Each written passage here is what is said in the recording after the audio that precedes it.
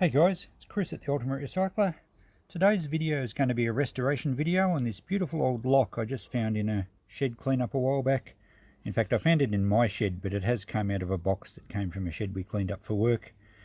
I don't even remember seeing it, so it's been hidden away for a while. Now this restoration is going to be fairly straightforward. It's pretty much just a clean up, and the lock mechanism itself appears to be seized. That section's supposed to pull out. This part does move a little bit, and the actual lock part, oh yeah, okay, that's free enough, but that one doesn't move. So it'll just be a freeing up, unseizing of parts. Dismantle should be pretty easily, just one screw there basically will take the back cover off. So it's not going to be overly complicated, but the reason I wanted to do this one was that it's worth fixing up for resale value wise. As it is, you know, you'd probably get $20 for it, no problems, because it's a nice early lock. It's cast iron. I can't see any maker's marks, but it's probably American, could be English, but it's a nice Art Nouveau design with all the nice scrolly pieces, so it probably dates to around about 1910. But this is a good one to do in that I want to show you my take on restoring things, in that I'm going to leave that paint finish. It's probably not original. It was probably painted in the 1950s or so when everyone started painting things in their house, but it's such a beautiful old paint colour that I'm going to leave it. I'm not going to strip it right back. And a lot of restoration jobs you see on YouTube, guys pretty well just strip things, they sandblast them, they take all the old patina off, and then they paint them up in bright new colours. And to my mind, you may as well have a reproduction if they're all nice, freshly painted and new looking. Sure, there's a place for it, but in this situation we want to preserve the patina as much as we can. So I'll start by taking it apart. The latch here and the knob here are brass, and we will clean them up probably in the electrolysis tank. But the rest of it I'll just clean up as best I can without ruining the paint finish too much, and we'll probably give it a coat of clear lacquer when we finish. Unfortunately, it's got a little corner broken off the cast iron here, which doesn't affect it as far as reuse and usability, but it's just a bit of a shame. I'm not going to go to the extreme of trying to repair that by bronzing a piece on or anything. But anyway, we'll take it apart and we'll take you through the process. Okay, this is a pretty easy dismantle. There's just the one screw in the middle, as we mentioned. It's not even overly tight, so that's good. So I don't imagine this is going to be badly seized up. It doesn't look like it's been wet or anything. Alright, what do we got in here? Don't think there's any spiders, so that's good. It actually looks pretty clean in there, considering. Just a bit of grime there, a little bit of light rust on that rail there. These will be cast iron. There's the brass fitting on the end there. So the springs are intact, which is good. They're just spring steel, and they don't look overly rusted. It looks like that's going to still be fine, which is great. We don't have to make new springs for it. So what I'm going to do next is take a photograph of that, because as simple as it looks, it's amazing how your memory can play tricks when you're trying to put something back together. So I'll photograph that and then we'll take all the pieces out. Alright, I've taken heaps of photos so I know where all the springs go. This mechanism here has a piece riveted on still, and that's still nice and firm and it pivots well, so there's no reason to take that rivet out. So I'll clean that one up in one section. This other piece, the brass latch, does unscrew off the end here. I had it moving just before. I'm not sure if I can do it one-handed, so I'll put the camera down. So there we go, that unscrews, so that's good. I can clean the brass up separately. It's quite a long thread actually, but that's in good order, and we'll get there eventually. There we go. So that can be cleaned up now in the electrolysis. We'll clean these up. I don't think we need to put these in electrolysis because they're pretty good. We'll just make sure the latches look nice when we're finished. We might just probably hit them with a wire brush, perhaps. That's probably the quickest way. The only other thing is, in this housing this sliding locking knob on this side moves okay, and it's riveted into that plate there. Now it is a little loose. I'd like it a little bit firmer than that to slide properly, because it tends to kink. Sorry about the focus there. So I'm going to lever that off the brass post. It's just flared out, and I should be able to lever it up without doing any damage. That will allow me to clean up the brass knob separately, and then we should be able to just center punch in the middle and peen it over to reattach it. So I'll do that next, and then we'll start cleaning up some bits. Okay, I've just had a couple of goes with this. It's a large screwdriver with a very fine end, which is kind of good for getting under the edge of it. But I put a fair bit of pressure on and it wasn't going to give. Now, on closer inspection, where that brass post is peened out into that area, I think it's countersunk in, so it's given it a fairly good purchase on it, which means they're going to be really hard pressed to lever that off. It's just too much of that brass pin flared over. So I'll have to have a think about what I can do with that. I don't really want to drill it out, because then I've got nothing to peen back over and reattach it. And I don't think I can drill and tap it and put a little screw in there, because there was a plate work over the top of it, so it kind of needs to be flush. So I'll have a bit of a think about that while I'm cleaning up the other parts.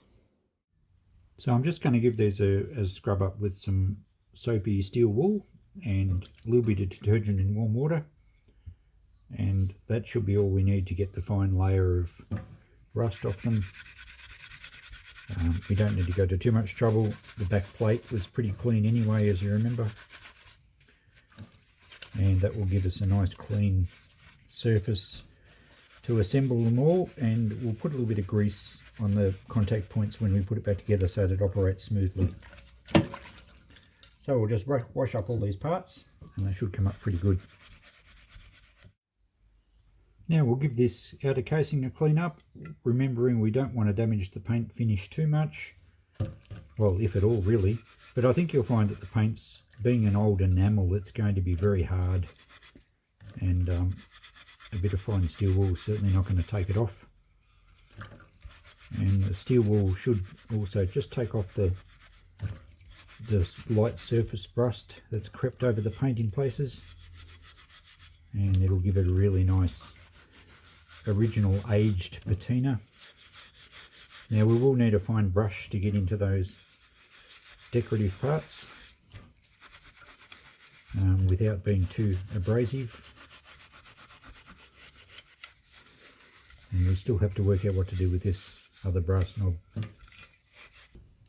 So we use a fine brass brush here, and we just want to get in and clean the dirt out of the recesses without just flaking the paint off. A normal wire brush would probably be too severe, and I think you'd find it'd chip the paint. Doesn't hurt that it stays a bit darker in the hollows. I think that's still going to give it a nice effect. There you go, that's starting to look really good. So we've just got to work out what to do with this brass knob, and I haven't been able to come up with a way to remove it safely. We did discuss hitting it with some heat and softening the brass and then levering it off, but the moment you apply any heat, we're gonna bubble the paint and we'll ruin the paint finish and blacken it. So I think what I'll do is just get a very thin piece of plastic, because there's enough movement there.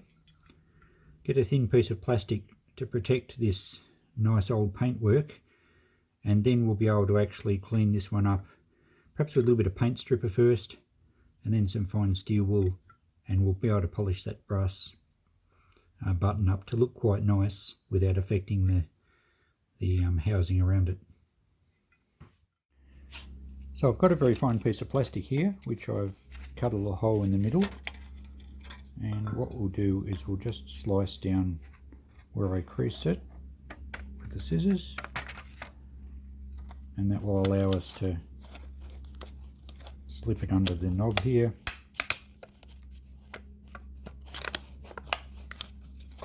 And it will protect all the under paint and I'll put a little bit of sticky tape on there as well, and then we can just smear a little bit of paint strip around, and this just guarantees that none's going to get underneath and cause any problems with our surface that we want to keep painted. Okay, I'm ready to use some paint stripper. I just use this Sally's Quick Strip. It's a fairly potent paint stripper. I think it actually says it's non-caustic, but it is, just reading the safety directions, it sounds pretty nasty. So using gloves and plenty of newspaper on the bench, and we'll just smear a little bit. We're not going to need very much. I'll just use a toothbrush and spread it around. I couldn't find a little paintbrush, which probably would have been better. And it says to leave it for about 15 minutes. There's not a lot of paint on here, so I wouldn't imagine it's going to take much to take it off. And then we'll be cleaning it up with some steel wool anyway. So if it doesn't quite get all the paint, I'm sure the steel wool will finish it off.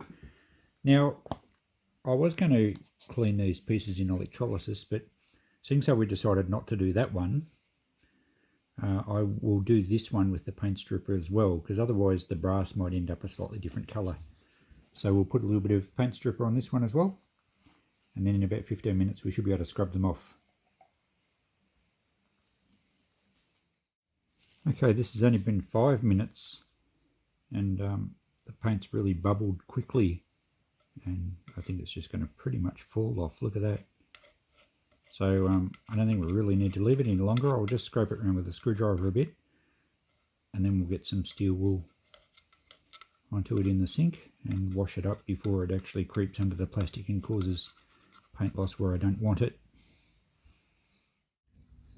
Alright, so all we need to do now is get a little bit of water and some steel wool, and we'll clean up this brass knob and see how it comes up. Get rid of all the paint stripper, because as I said earlier, we don't want it to get underneath the plastic and destroy our lovely vintage paint job that we're trying to protect. Okay, it's coming up pretty good, pretty easily actually.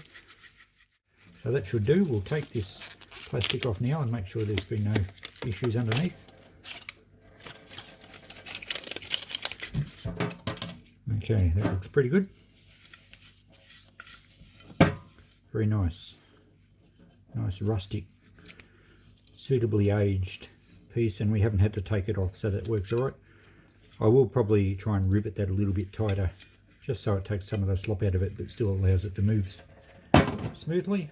So we'll just clean up this other bit, and then we'll look at getting the latch parts clean before we can reassemble it. So now we'll try and buff this lock part up just with a wire wheel on my drill.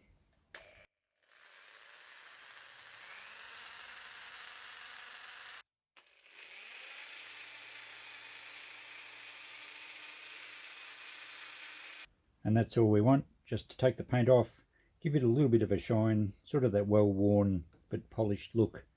Should be great. We'll do the other bit now. There we go, they're right. We're just about ready to assemble the lock, and we'll get a little bit of grease to lubricate the joints, and we'll look at our pictures and work out how it goes back together.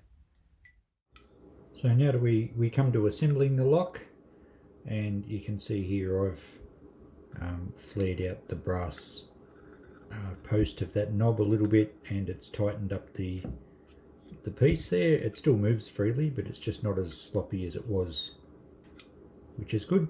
I've squeezed a little bit of grease in there, and I'm going to just put a bit of grease on the contact points.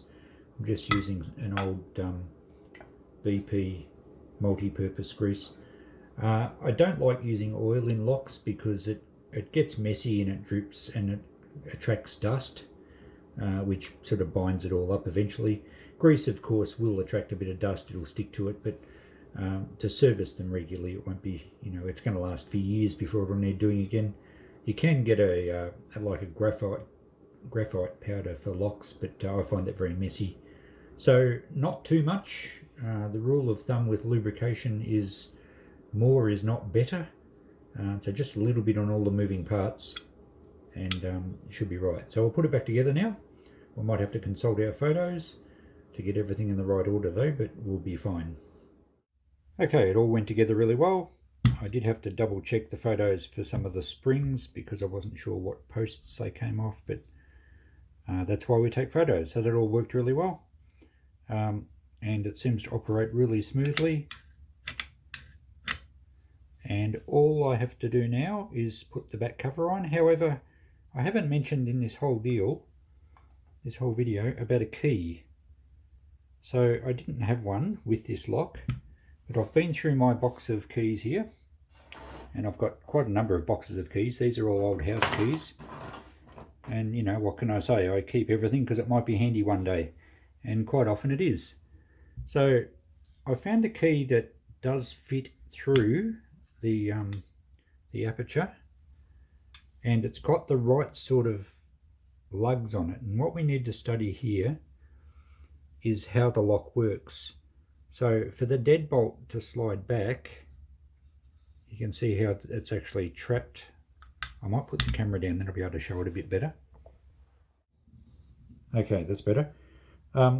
It's out at the moment. It's in locked position. For it to open, that lever has to pivot up, and then it can slide through, as you can see there. So the key needs to move this section up as well as push this actual bolt mechanism, and you can see underneath there is a lug that the key works on. So it needs to have two pieces to the key, one that moves this top bar up and one that slides the bolt in, or if you were locking the door it would slide it out. I'll just see if I can get that to move. There we go. So the key needs to actuate that whilst holding this part up. So I found a key that did fit, and I'll put it in, and I've had to modify it a little bit, and I'll show you what I did. Okay, we'll feed the key through from the back. Now the first step I had to overcome, sorry about the light here, it's evening, I'm probably better off doing this during the daylight, but I wanted to get this done tonight. So the first step I had to overcome was this little ridge around here.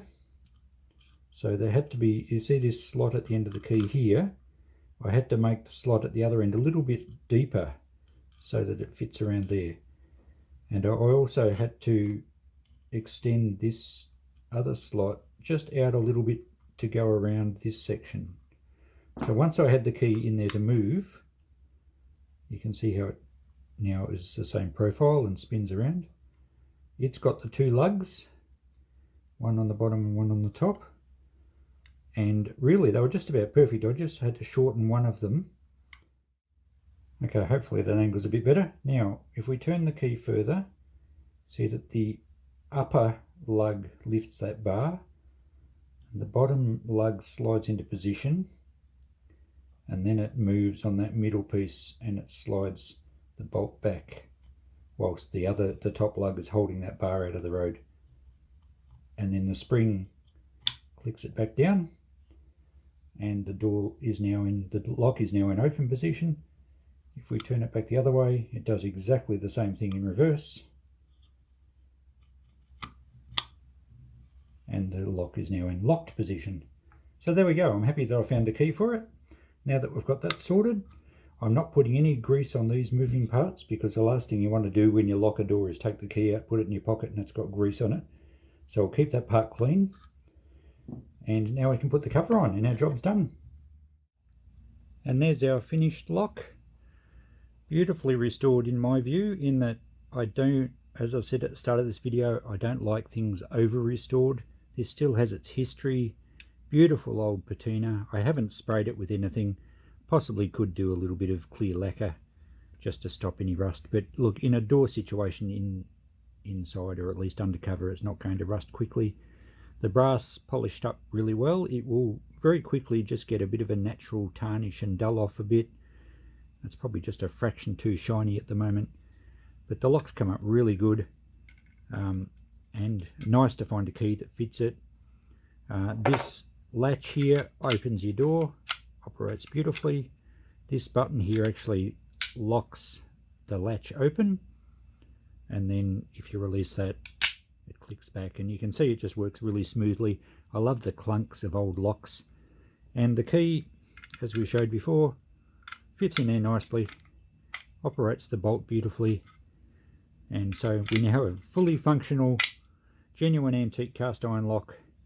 I hope you enjoyed that restoration. I really love the look of that. I might try and find somewhere in my place to put that. But if I was to sell it now, I'd probably ask $100 for it. And it really didn't take a lot of time. Great little project. Alright, thanks for watching. We'll see you in the next video.